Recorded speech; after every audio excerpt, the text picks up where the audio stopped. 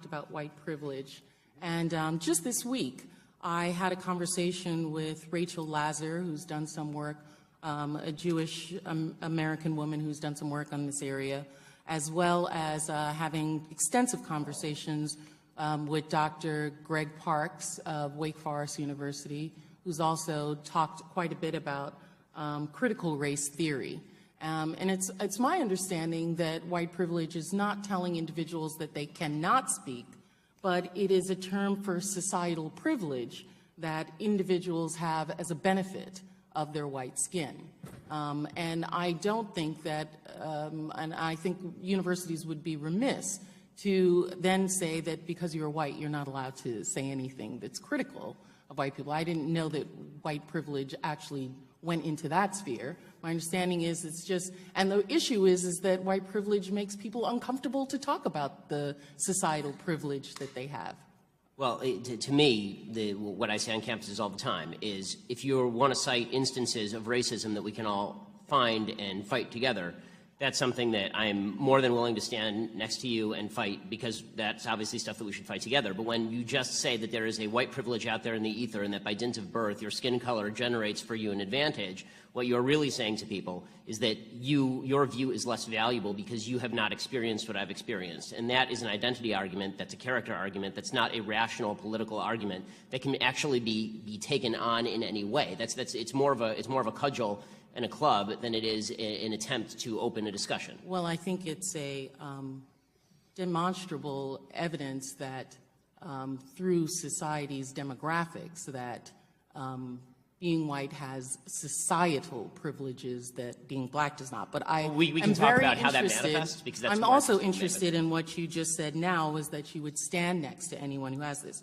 So, Mr. Shapiro, my question to you is, for Ms. Dunston, the tying the noose around the campus and writing messages that target African-American young students, would you consider that hate speech, and then would you stand next to her and fight for her? As I say, I would. This is the first I'm hearing about it, honestly. But really, yeah. But from hearing about it, maybe because it's local. I mean, I'm from LA. But in any case, I'm more than happy to stand alongside her and fight whatever group was responsible for this. Not only more than happy. I mean, you're talking about the alt-right. Again, I was the #1 target of anti-Semitic harassment from the alt-right last year. So I'm more than happy to do all that. And I think there's one more distinction that has to be made. When we talk about cases like Taylor's, they're horrific, and the administration is siding with Taylor. Okay, the administration is doing the right thing by Taylor, or trying to do the right thing by Taylor, as they should be.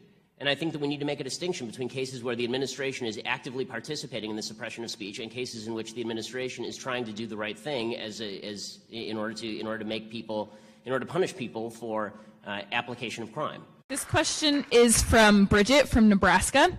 She said, feminists preach day in and day out that women should be victims and choose their careers over husbands and families, and publicly shame women who believe otherwise. How do you think that young conservative women can fight back against the current feminist movement? So the third wave feminist movement is really despicable. The first wave feminist movement, which said that women should have equal access to the workplace, should be able to work any job for which they are qualified, and should be able to make life decisions accordingly, I'm a big fan of. Right? As you may have heard, my wife is a doctor. My mother ran companies. She still runs companies. I'm a big fan of women working if they choose to work. When my wife finishes med school, she's probably going to work part-time because she wants to spend more time at home with the kids. The great lie of the feminist movement is, number one, that all women are going to choose the same thing, and number two, that the choice that is most common among women is the worst choice. Right? The choice that is most common among women is to spend a disproportionate amount of time with their kids. You know why? Because it's awesome. It's awesome. Women have a superpower. That superpower is they can create another human. Okay, and then they can nurse that other human with their own body. It's an amazing, amazing thing. Okay, and feminists have said this is the worst thing about being a woman, is that you actually have to do this sort of stuff.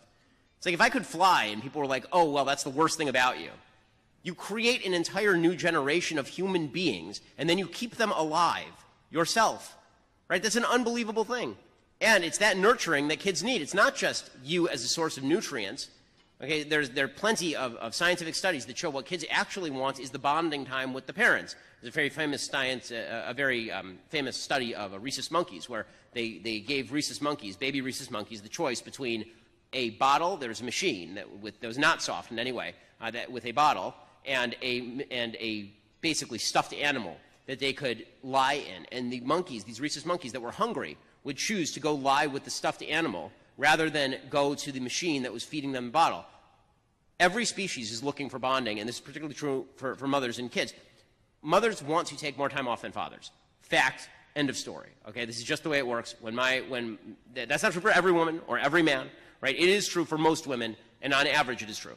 Okay, so when my first child was born, my wife took off a full year. When my first child was born, I took off a full week. Right? When my second child was born, my wife took off 3 months. When my second child was born, I took off like 3 days. Okay, that's not because I don't want to spend time at home with my kids. I probably right now spend more time with my kids than my wife does because she's in residency. But it is also true that my wife desperately hates having to choose between working longer hours and being with our kids. It's a choice that men don't really seem to agonize over quite as much. And so when the feminist movement lies to people, and they say, the feminist movement lies to everybody all the time about this stuff. They say, first of all, women can have it all. No one can have it all in any endeavor. Right? You always have to make choices, and choices come with trade-offs. You can either work those extra hours and work for a partner, or you can actually bring up a child and do the most important work that any human being ever does, which is bring up your child correctly. Right? These choices actually matter, and they have consequences. And disparaging people who are going to be responsible for the future of civilization in order so that you can really, really make partner at that law firm by billing a few more hours, that seems like a piss-poor choice to me in a lot of cases. So, again, if you want to choose that, your business, it's a free country. But the idea that women are happier when they choose this is just not borne out by the evidence. It's certainly not borne out by the idea that when women hit 40, suddenly they're desperate to have a child. They don't have a kid, they're not married, but they've made partner, and now they're truly happy. Okay, that is just, as a general rule, not true. And there are a lot of people lying to themselves about it. Again, I think that the most important thing is to think individually about what you want from life. And everybody wants a different thing from life. But it is not a bad thing. It is a very, very good thing if you want to get married and have children. It is what makes civilization happen. It is women civilizing men and women bringing up children, and it is men protecting women and men protecting children, and that basic math is the foundation of Western civilization. That basic math is the foundation of any workable civilization. Again, that doesn't mean women shouldn't work. It doesn't mean men shouldn't spend time with their kids. My wife works. I spend lots of time with the kids. But if you don't have those basic preconditions, civilization won't exist. If the feminists ran, everything would be done in 2 generations.